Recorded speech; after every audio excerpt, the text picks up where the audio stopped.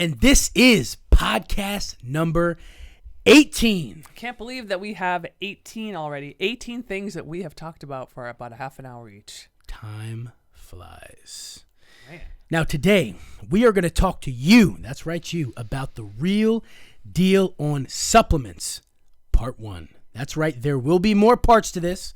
Lots of great information today and more in the pipeline. There are so many supplements out there, and everybody always has lots of different questions on when to use things and when not to use them. Today, we're going to start with protein powders, what the different types are, when you should use them. Can you use them more than once a day, twice a day? What's a good kind? What if you have a reaction to one and not to another? What is, some of the different terminology mean? So we're going to go through that, and I guess we'll start with whey concentrate. Yes, we will. So whey concentrate, everyone will know that when you open up a yogurt, I'm sure everyone's had this experience, like a Greek yogurt or a regular yogurt.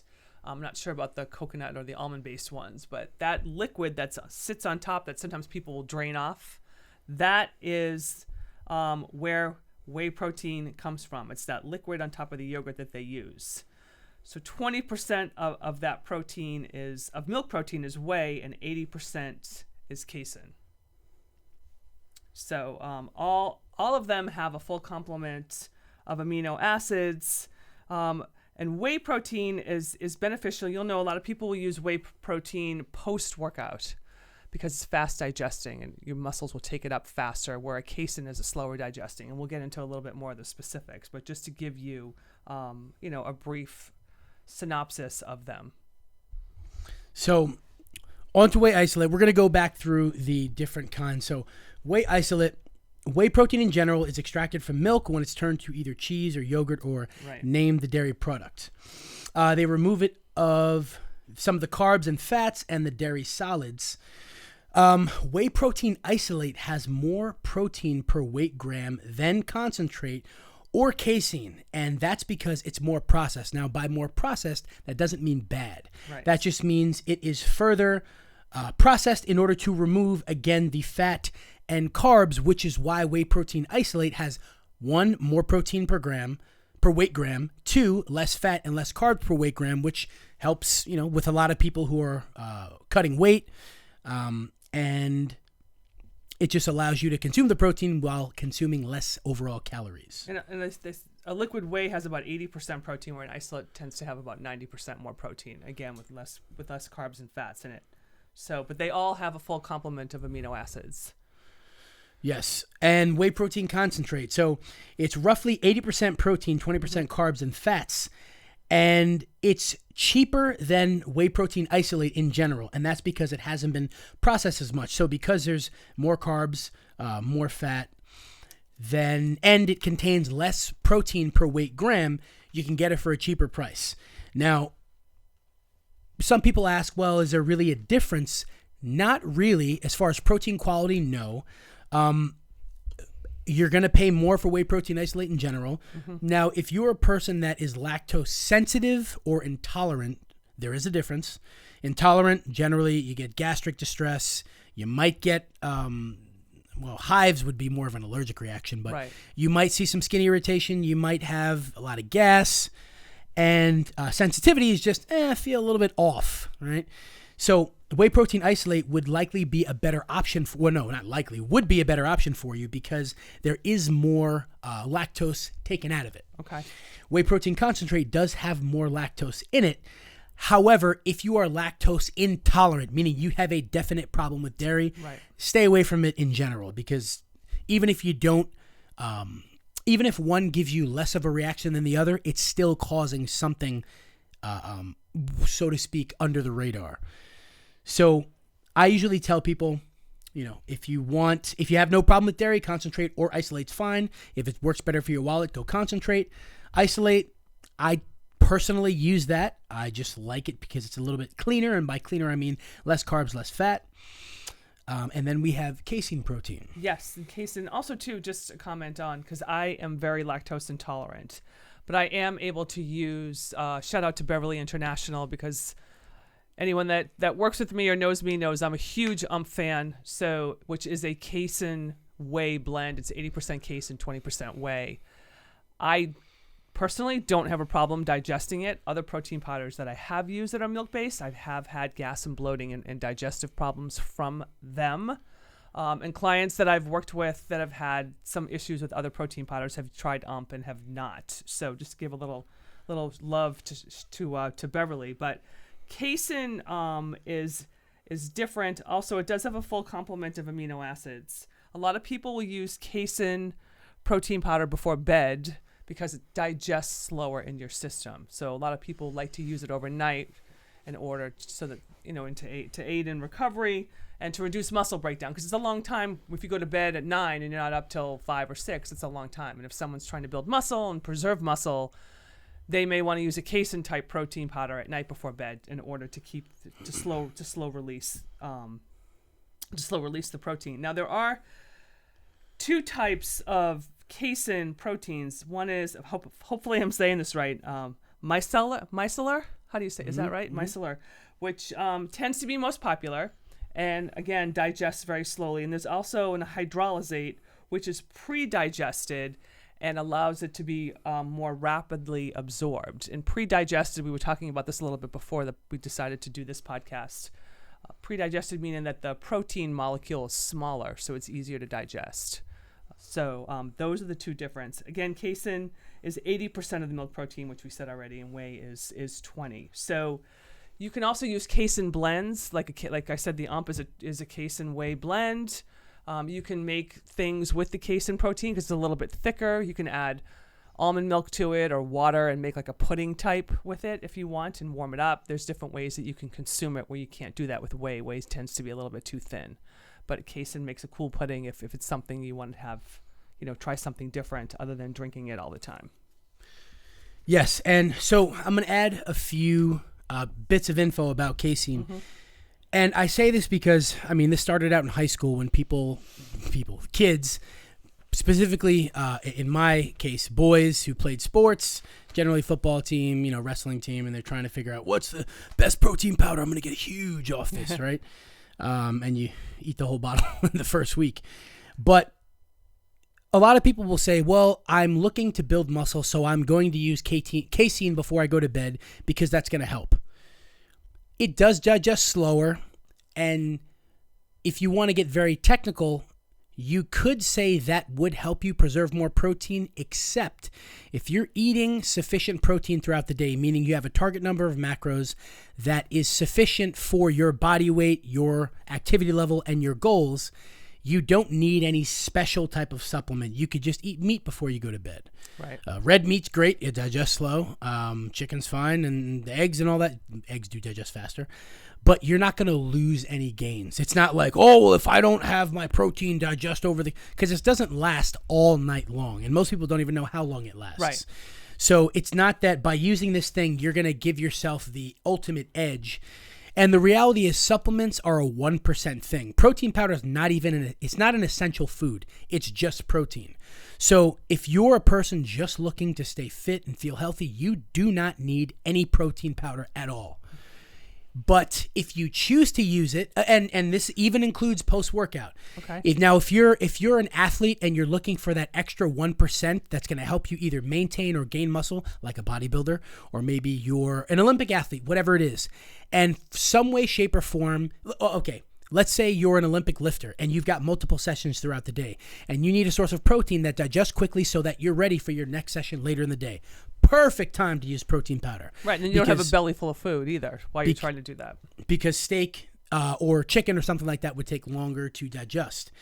But if you're just a person, man or woman, doesn't matter, and you're just looking to feel good, get healthy, you're just trying to stay in shape, supplements are a 1% thing. You don't, to be honest, it would save you a ton of money to not use it.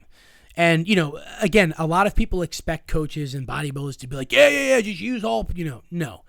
You really don't need to, although it's a good thing to have for one, if you want something sweet that tastes good. Right.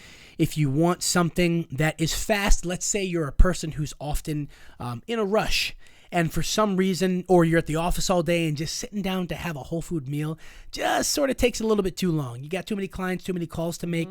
It's a great thing to add in when you need it. And it could be part of your daily regimen. No problem with that, but just understand that it's not necessary. I also bring this up because I'll have people reach out, mainly men, and they'll say, oh, I'm looking to get back into the gym. I'm looking to get in shape. What protein powder should I use? And my first question is, well, what's your goal? Well, I just want to, lose some body fat, put on some muscle. I'm like, well, protein powder is not going to be the catalyst that make that happen. It's going to be your consistency in the gym, your generally good diet, meaning you're getting sufficient protein throughout the day, carbs, fats. I'm like, but protein powder is not going to be the thing that's going to get you in shape.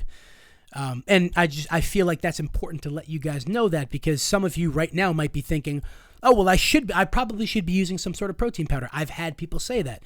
And the reality is, no, you don't have to. But if you want to, completely cool. And it also is convenient, as you said before, so that, if you're done in the gym working hard and you have a hard workout, you may not have time to eat a full meal. Maybe you've got to get back to the office, or you've got something else you've got to do. So if you bring your powder with you, and almond milk or water, and some fruit or whatever else you're having with it, it makes it convenient. So you can at least give your body some nutrients after a hard workout to help replace and replenish. As I stated before too, it's if you use a casein, it's nice because some people at night who are on a weight loss program may want something sweet at night. And if you have like a little bit of chocolate casein, you can mix it up and have that maybe an hour or so after dinner before going to bed, and it just gives you that something sweet if people are having a chocolate craving or want something after dinner to sort of curve that sweet tooth. It's a great way to do that without using a lot of sugar and processed additives and things that you probably don't want to consume before bed. And one more aspect of whey protein is that they contain something called immunoglobulins, which are actually known to help with your digestive system. So there are plenty of benefits to using them. So if you do find a quality brand, in general, most of the brands, the well-known brands on the shelf, they're companies that have a lot to lose if they put a BS product out there. So there are different brands that you can go for. I personally am a fan of True Nutrition. It's a third-party tested brand, and that means that an organization that is not paid by True Nutrition tests their products for quality, making sure they're not, some protein powders are amino spiked or they've got fillers, right. And they've passed these tests, and they get the stamp from these companies that they are great quality products. There's plenty of them that are not tested and are great brands also. Don't buy the one that's on the bottom shelf of CVS that's got dust on it. That's $10. Oh, this is really cheap. Well, you're going to get what you pay for. Exactly. And the same thing is that you don't have to buy, well, I'm not even going to bring up the brand because I don't want to poo-poo on anybody. But if your protein powder comes in a bag and it happens to be $100 and something, wink, wink, if any of you know who I'm talking about, they sell them at some gyms. Don't waste your money. It is way overpriced. That's a lot of money. That's a lot of money. And I'm seeing it right now in my head. And again, I'm not going to say the brand because I'm not going to poo-poo on them. I don't know what brand it is. If it seems really expensive, just don't waste your money. Yeah, usually a good price point is like somewhere between 30, 40, yeah, 45, for anywhere 50 for a quality one. Yeah, 2 pounds should be anywhere between 30 and 40 something bucks. A 5-pounder, 50, 60, depending on the brand. But again, go for a general anything you find at Vitamin Shop, GNC. You're generally in a good place. There are a lot of good flavors out there too, so it can add a little dimension to your day if you want something different other than eating, real food all the time. Sometimes it's fun to just have something that tastes a little different, shake it up, put it in the blender, ice, add a little fruit to it, make a milkshake. So exactly. It can definitely break up. It can definitely break up a meal, and it's not unsafe to use it more than once a day. I have clients sometimes that are in the car all day because if they drive for their job and they don't have time to eat a particular day, or if you get stuck in traffic or something's going on, you can always. I always recommend keeping a shaker cup with you, and you can always add water or something to it if you need something in a pinch. So it is convenient. Definitely. So next, we're going to go on to meal replacement powders. So not to be confused with weight gainers, right? Meal replacement powders. One that comes to mind is Animal Meal by Universal Nutrition. And They are a very great brand, by the way. I have no affiliation with them, so this is just... I've never tried that one, but it looks... This it looks is just... good. It smells good. This is just giving you, one option. So meal replacement powders are exactly that. It's a powder that has ingredients in it that could replace a meal. Again, if you're in a hurry. And again, you can use this as part of your daily regimen. I always promote a whole food meal is the best. There's just things in whole food that are not in powders. However, if you get yourself a good quality meal replacement powder, again, if you need it, something, that has quality ingredients, for example, whey protein, it might have sweet potato powder in it. It might have rice powder in it. It might have, because, if it's a mix of like whey protein concentrate or casein, there's going to be fat in it. So then you get some fats in that meal. And some of them actually have like superfood green powders mixed in it also. Mm-hmm. So you can get some good ones out there. Again, the animal meal is one of the best I've seen. And some friends that I know who are very, very intelligent professionals in the nutrition industry use it and promote it. So it's definitely one that I recommend. And I would say go for something like this if you find that you're in a hurry a lot and you need something that's fast, because sometimes I give my clients the option of whole food meals, which might have oatmeal in it, a protein powder of their choice, some berries, some nut butter, and maybe some greens like spinach or whatever. But in the event that, again, you're caught at work, whatever, you're in traffic for too long and you happen to have this in the back seat, great. Of course, I don't think you should turn around and try to mix it, while you're not and not pay attention. Probably not a good idea. It's good because, again, you get everything in one and it doesn't take too long. Definitely. And I've seen the animal meal one. I've never tried it. I've been interested in trying it. Also, another shout out to Beverly. They make one also called Mass Maker Ultra. I have never tried it. I do have a couple of clients that have used it and have said that it tastes great. They make two flavors, vanilla and chocolate, but it's the same similar thing as the animal meal. So, two quality brands right there. So if that's something that appeals to you, you can check both of those out. Now, I had mentioned weight gainers. Now, these are not that popular these days. These were very popular in the 90s, and 80s also, and early 2000s, to be honest. They're very popular among kids just because, again, as kids, we see these athletes on the front of the bottles, and we're like, it's going to be me. I'm just going to eat this stuff, right? And there are some decent ones out there, but in general, weight gainers you're hard-pressed to find a good quality one, although they are there, but you do have to read your labels. Is that like a Muscle Milk? Was that a weight gainer? Well, they offered weight gainers. Muscle Milk is just the brand, but they did have regular protein powders. They did have weight gainers. Okay. Cell Tech had them also, all those companies. Okay. A Muscle Tech. Metrics. And Metrics was a big one. And like back in the when World's Strongest Man was televised pretty often, they had a lot of weight gainers, or popular for weight gainers. What you have to look out for is that a lot of these weight gainers they're loaded with sugar. There's a lot of carbs, and it's not always great quality. Sometimes there's a lot of fiber in it to make up for, so they can put higher numbers on the bottle. It's just, again, unless you're eating so much food that you're like, I just can't eat another whole food meal. I brought up World's Strongest Man. I mean, these guys are 6'5", 6'8", 350, 400 pounds. Not your average man. Yeah, they're big boys. They're eating between 7,000 and 10,000 calories a day. You're going to get to a point where chewing and swallowing is a little tiring. You're doing it all day, probably, from the minute you get up. Till... So a weight gainer's smart for these guys. If you're just looking to feel good, be fit, there's no need to use. And the other thing is they have basically a laundry scoop in there, and you got to scoop 4 big scoops.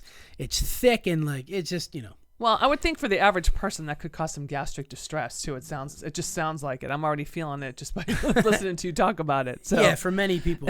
Parents, when your kids ask you about them, here, I would recommend you go with something like a meal replacement powder rather than just a straight weight gainer, because it's really, a lot of them are just not necessary and not that good. All right. Well, you ready to move into some of the plant-based protein powders? Let's do it. All right. So everyone knows that there are a fair amount of plant-based protein powders now. We have there's pea protein, rice, quinoa, hemp. I think there are soy protein powders. I saw pumpkin. There's some other ones I couldn't even pronounce, but there are a lot of different brands out there. There are a couple that Christian and I like that we recommend to our clients. We can give a little shout out to Orgain. That's one of the ones we dig. Yes. So, and it tastes very good. We've both tried it. I know you use it a little bit more frequently. I don't use it every day, actually. Okay. So, but there are a lot of different ones out there. I think one of the only things is that they don't all have a full complement of amino acids, and sometimes the protein's not as much in some of them.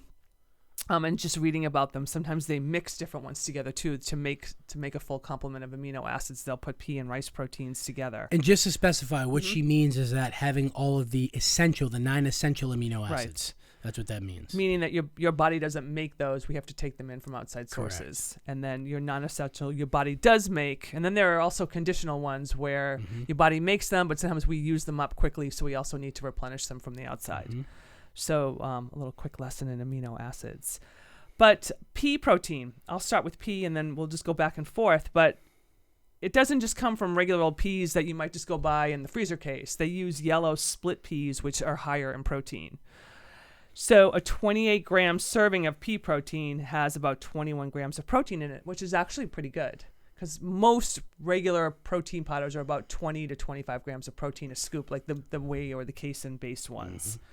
So, and it's rich in the branched chain amino acids, which are leucine, isoleucine, and valine. Yes. So, and those help your muscles. Those fuel your muscles while you're working out. A lot of us drink BCAAs while we're working out. And most of you are probably familiar with that. So that's one pea protein.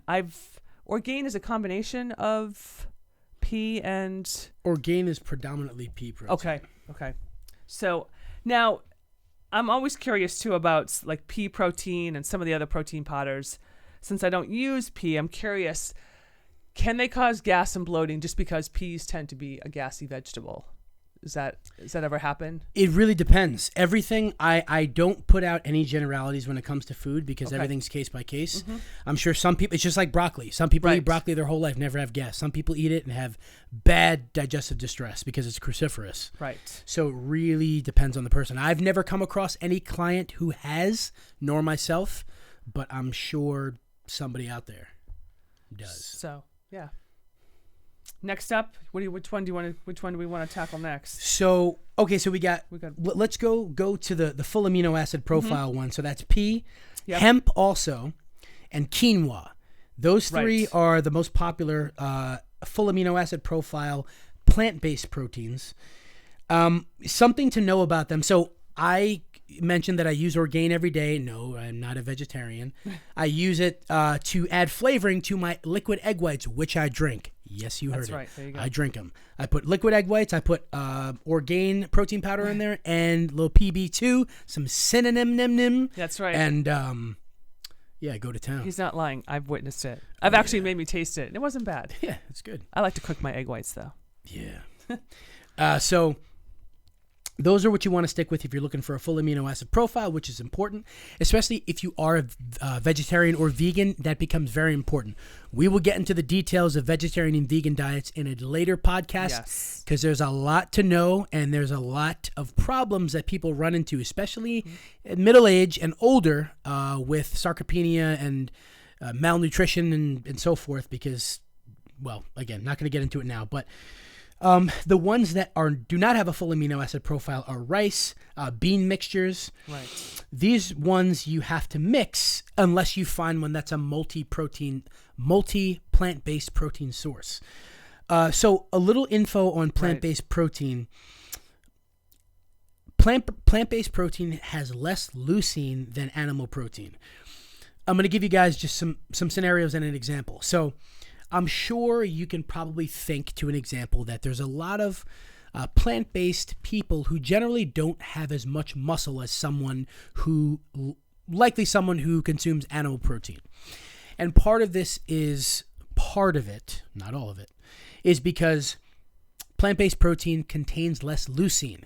Now, the three amino acids that are most important in muscle protein synthesis are leucine, isoleucine, and valine. Leucine is the gatekeeper. Leucine is like the Hulk Hogan. It's like the Incredible Hulk. It's like, I have all the power, right? And the other two sort of like hop on his shoulders and he runs them up the mountain and, conquers the world.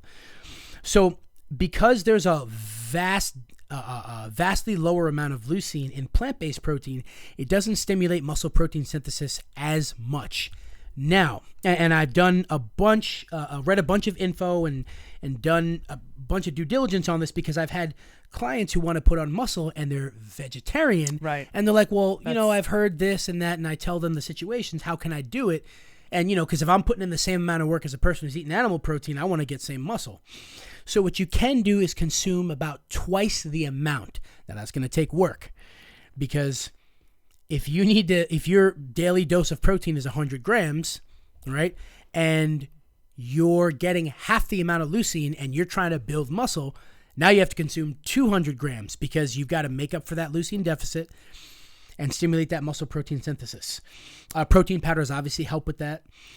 When it comes to the rice protein or bean, you're just essentially never going to get there, because it doesn't have all the essential amino acids. So you will need to supplement with, again, a protein powder, or you just have to learn your mixes of foods. Again, not going to get into all the details of vegan and vegetarian diets today, but just know that you have to know what you're doing. Now, what if you add, you're using a vanilla plant-based protein powder that's low in the branched chain amino acids that you just listed. So what if you put a scoop of BCAA powder in like a vanilla protein and shake it up? What if you put a scoop of BCAAs into like a pea-based or something that's lower in leucine into the protein powder? Okay. That would boost your BCAAs in it? Or if you're drinking BCAAs while you're working out and you're also consuming a plant-based protein powder. Do you see what I'm? Yeah, so that's a very good question. So there is limited that way. There's limited research around this, and I've got in my pipeline to do my due diligence on this, where some researchers have talked about supplementing with leucine. So you would essentially take leucine powder, right, dump it in with your plant-based protein powder, and see if that makes up the difference. I have not come across any definitive research or studies on this yet, because sometimes there's cofactors and different enzymes in the food that make things work a certain way. Right. There's a lot of synergy that happens with foods. So sometimes if you just sort of put the blocks in the bucket, it doesn't quite make the statue that you want. Yeah, maybe you don't absorb it properly, or it's not, getting into the system the way you want it to. Yeah, so I'd say on paper it sounds like it works, but I have to read the research studies and come back to you guys with a definitive answer on that. But I would even say, though, most people are using BCAAs while they lift anyway, so it probably wouldn't be a bad idea if you're using a plant-based protein powder and you're not sure about, leucine, isoleucine, valine in it. Using a BCAA powder while you're lifting intra workout could be beneficial. Definitely. If you're not sure. Okay. Yeah. Also, too, I saw that quinoa and pea protein may be a combination, just in order to raise the protein, the level of protein in it and the amino acids. Yeah. So it's like pairing, beans and rice together to make a complete amino acid profile. Yeah. Now, also, another tip for you guys that are interested in using plant-based, if you're on a fat loss regimen, again, you've got to do your due diligence. The reason I say this is because there's plenty of people have goals to lose weight, right?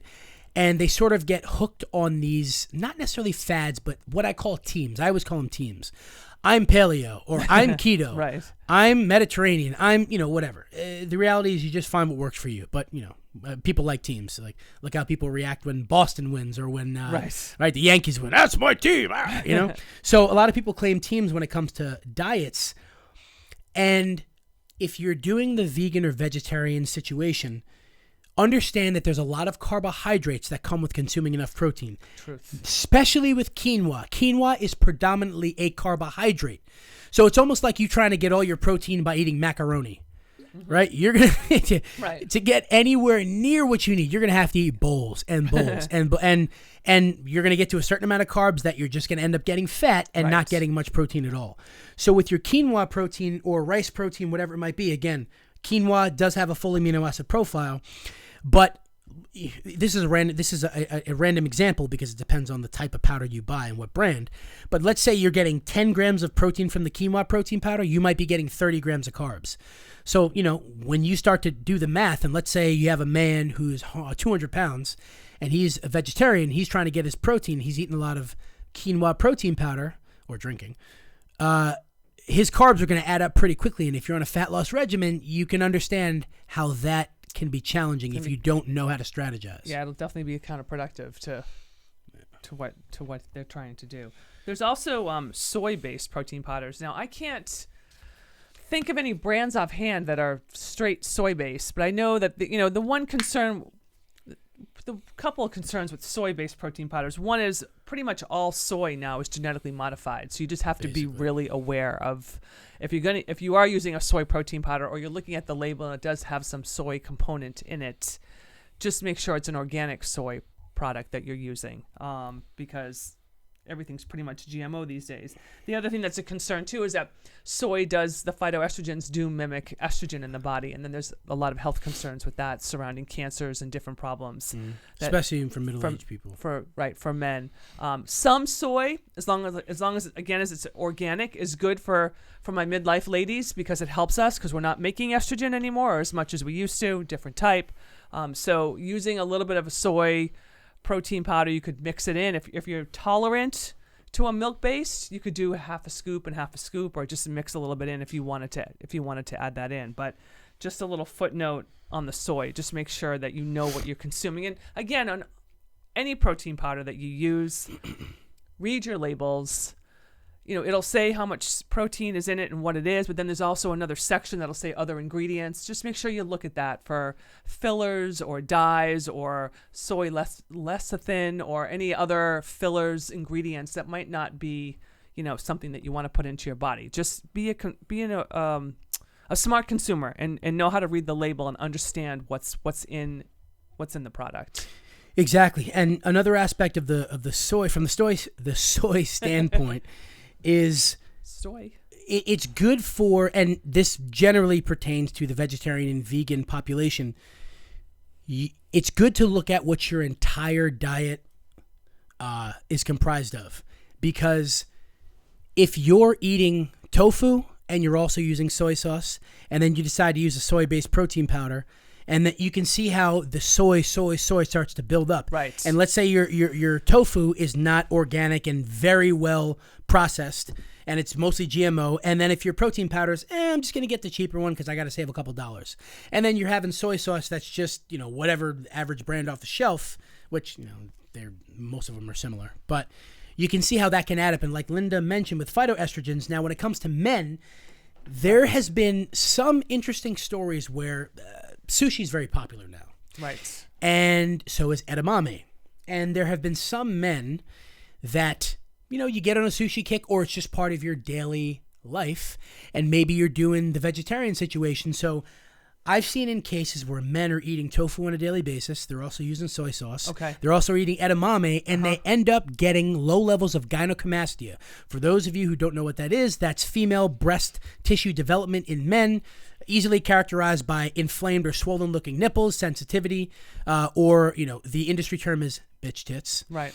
And those are obviously a problem. Once they get to a certain size, they cannot be reduced. You have to get them surgically handled. So, again, this is not something that just sneaks up on you overnight.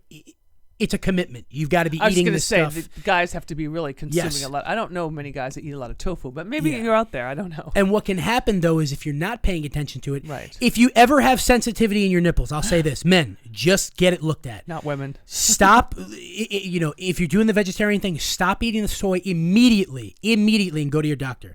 They might give you some sort of estrogen suppressant or whatever it might be. Doctors have different ways of dealing with it. I'm not going to speak for them. But stop it immediately and go get it checked out, because once it becomes physically, tangibly sensitive, like once you're in the problem zone. And again, like I said, you don't necessarily want to pay for a $5,000 or $6,000 surgery to get that breast tissue cut out. So this is why we say it's claiming teams is fine. Right. I'm a vegetarian. I'm a vegan. This is just but understand that everything needs a strategy, and if you don't do due diligence, you can run into problems. Now, just not to go off on a tangent, because this is not what this is about today, and I know we're going to move on from here. But, my midlife women clients, I have them using DIM, which is an estrogen metabolizer. So things that come into our bodies from the outside that mimic estrogen in our bodies that helps us metabolize it and get it out of our system versus allowing it to store up and cause problems. Now, if a man is using a soy product, or like you just mentioned, eating tofu and soy sauce and other things. Now, what if they had, because men can use DIM also, would that make a difference? Would that help or not really? Or that's a very good question. And I know what it does for women. I'm not sure what it would do. I mean, I know what it does in general as a supplement for everybody, but I'm just curious if DIM would be something that. That's a good question. I'd have to look into the research on that. Products like that work differently in men than they do women, and I'm not sure that it's a protocol that's commonly used. But like I said, I will look into that and get back to you guys. All right. So let's go into protein bars. Protein bars. And food bars. All right. So there's a lot of them out there. Yeah, and That's it's, for sure. To be honest, it's fairly simple. I personally categorize bars into two categories. There's protein bars and food bars. A protein bar is one you eat with the intention of getting protein, a sufficient amount of protein, or I should say significant amount of protein. A food bar is just something you eat to fill yourself up or to get energy. For example, a protein bar might be from back in the day, famously Power bars, or your Metrex bars. And then your food bars might be your Cliff bar, your Lara bar, those things that are mainly carbs. They're not more much grainy, protein. not grainy, but they have more like oats in them and Correct. different things like that. I remember my dad always using that stuff. But the original Power bar, if you remember, it came in like a gold wrapper and they were thin. Do you remember those? And they were. I was smaller when they were out, but I remember my dad used them a lot when he'd go on long bike rides. But they were higher in protein. I always thought that they were just more kind of grainy and more carb based. Well, yeah, yes. But they were hard and they were so chewy. Yeah, they were. So again, they promoted them ones. as Power Bar has since made protein. Okay. Well, protein. We'll call it dedicated bars. Mm-hmm. It's we could argue whether there's it's a lot of brands, much protein in it, but. And there's tons of brands out there. The things to know about these are, like Linda had mentioned about the soy component, there's a lot of bars out there that claim to be protein. I mean, they have protein everything now. We have protein pasta. We have protein cake. We have it's just protein everything. And the problem with a lot of these is that it's oftentimes GMO soy they put in there because it's very cheap to produce, and because once there's protein in it, they can put it on the label, and then you read it, and then you're like, oh, this is high in protein. Right. And you don't even realize that it's not necessarily that good for you, and you're not really getting quality protein out of it, period. Yes. The other thing, too, is a lot of the bars, the protein bars, and the food bars, you can pretty much tell them, like you said, the Lara bars, the Cliff bars, those things.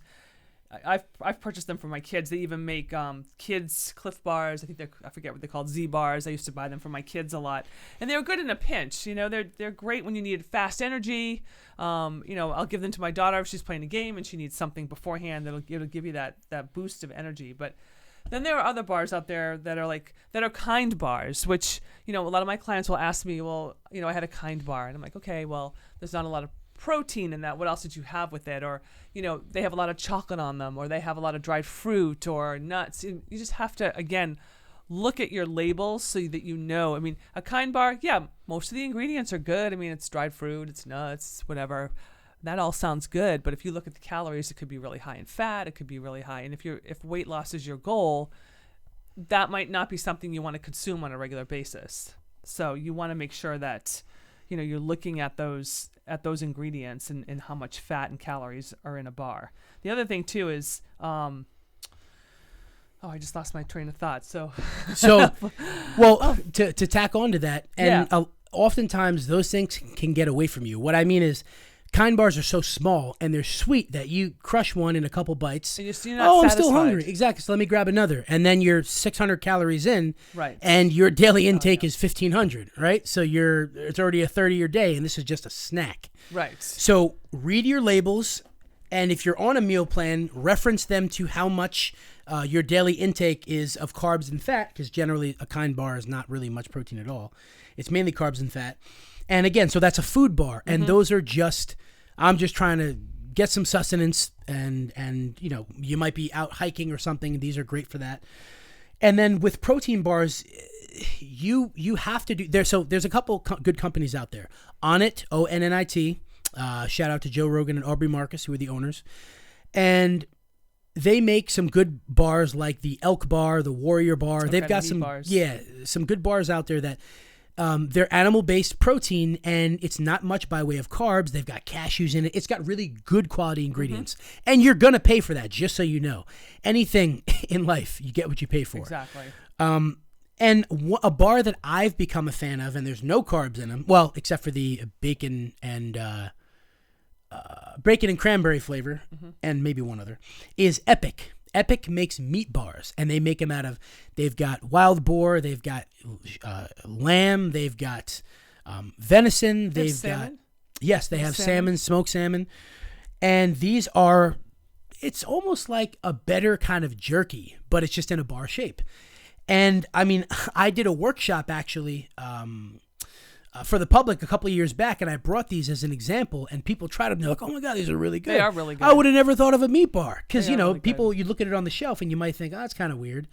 Be open to trying things, right? And one of the easiest ways to know if it's fairly good or just to sort of give yourself an idea if it is read your label. Look at the ingredient list. Right. If you can't pronounce most of the things on it, in some cases you want to stay away from that. The other thing too, I think that raises a little concern also is some of the bars have a lot of sugar alcohols in them because they are trying to keep the sugar and the carbs low, so they add sugar alcohol to them.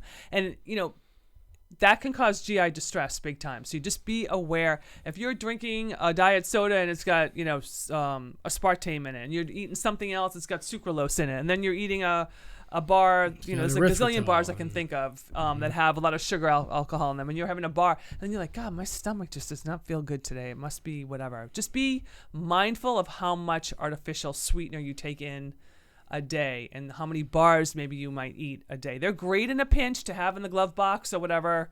I have some Quest bars kicking around here and there, and if I need something, I'll take it. But just be mindful of that because you can definitely cause bloating and gas, and you might not even realize why or what it's from. Exactly. And there's a reason why we all know that well-rounded whole food meals are good, and why when you're sitting around a table, it's not a table full of bars, right?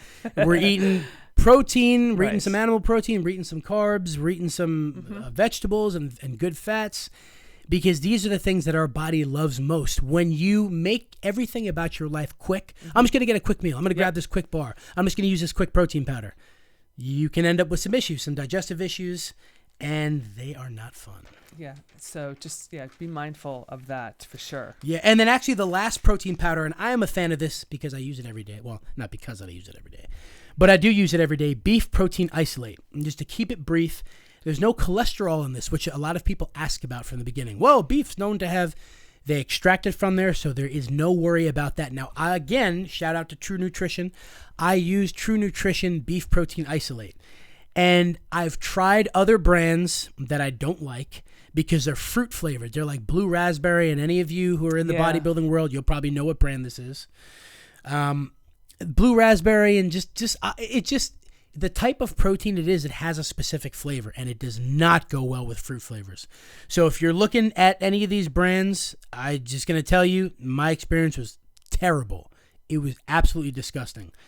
And I've got a palate that accepts a lot of different flavors. But True Nutrition, I recommend the chocolate fudge if you do get it. It's great if you're lactose intolerant because it's beef. There's no lactose in it. And no, it doesn't taste like beef. I thought it was interesting when I was reading about it before we, did the podcast and we were doing our research. I thought it came from, I'm thinking like steak, like they ground up steak and powder it somehow, and here it is. Really so expensive. exactly. So I thought that was really interesting. When this is like powdered filet mignon. I'm like, wow, it's made from hooves, bone, skin, connective tissue, joints, ligaments, ears, and more. So it's made from like the parts that they don't use, they discard. And at first I was like, oh, that's interesting. But then of course that makes sense because that's where all the collagen is and all those components connective tissue and joints. That's where you get, when they make collagen powder, it comes from animal protein. So exactly. So you hearing that's like that are right now going like, oh, cow's getting feet, skittish, hooves and ears. So, but that's but to note, it is a complete amino acid profile, which collagen is not. So because it's got some of the meat in the hooves and the ears, that's meat. It is full amino acid profile as if you were eating steak. But it is made from the other parts that are often turned into other things. Like they sell hooves, they sell, Yep. No, some, I thought we'll that call was them specialty interesting. foods. I didn't think of that. I was thinking they were chopping up filet mignon. And those of you that use collagen are eating this stuff already. So if you're skittish, just understand you've already eaten it, so you shouldn't be skittish. Yeah, but I mean, it's all cleaned and, yes. It's all. Yeah, so it's not scary, but it's just interesting. I just so you guys know, I have tasted his chocolate beef protein, and it's actually very good. Yeah, it's very good. And it blends up really well. He puts it in the blender and makes a milkshake with it. I make my shake and then clean the blender, and he makes his. But it is very good. So, and the Orgain is very good too. I mean, there's a lot of great options out there. It's just a matter of trying different things and seeing what fits your palate. And one more quick thing on the bars too. Sometimes if you want something sweet, like versus grabbing a candy bar or something processed, I would rather see you grab a Kind bar. There's some good ones that have like nuts and the dark chocolate on it and some dried cherries. Like they have some cool flavored ones. I've tried them. I'm kind of a fan. I don't eat them. They're not they're not in my house. But if I want something sweet with nuts, I'd rather see you, the listener, grab a Kind bar that has chocolate and nuts and whatever and enjoy that versus a Snickers bar or something that's not ideal. So, you can treat yourself also. Yeah. So with that, we are going to have several more of these episodes because there's tons of supplements out there. We know that there's a lot of questions you guys have. And along with that, we want to thank you guys for listening, for being, giving us your feedback. And we want to hear from you guys. Again, in the description box of our podcast, there's our contact info. You guys, please reach out. Tell us what you want to learn about. You're listening to all these good information we're giving you, but we want to know what you want to know more about because that's how we can better help you. If we don't know what you want to learn about, then we can't address those. So again, thank you guys for your commitment. We do appreciate each and every one of you. Please tell your friends. Yes. And thank you for the emails that I get. I read Christian an email today that I received. Thank you, Renee, if you're listening.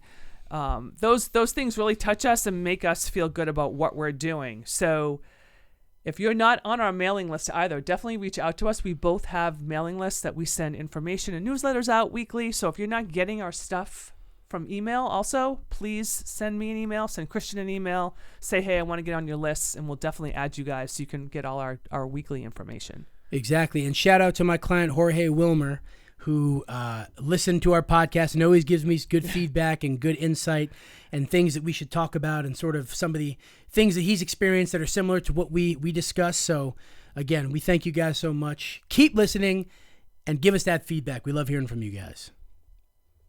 Until next time. Adios. And get that protein.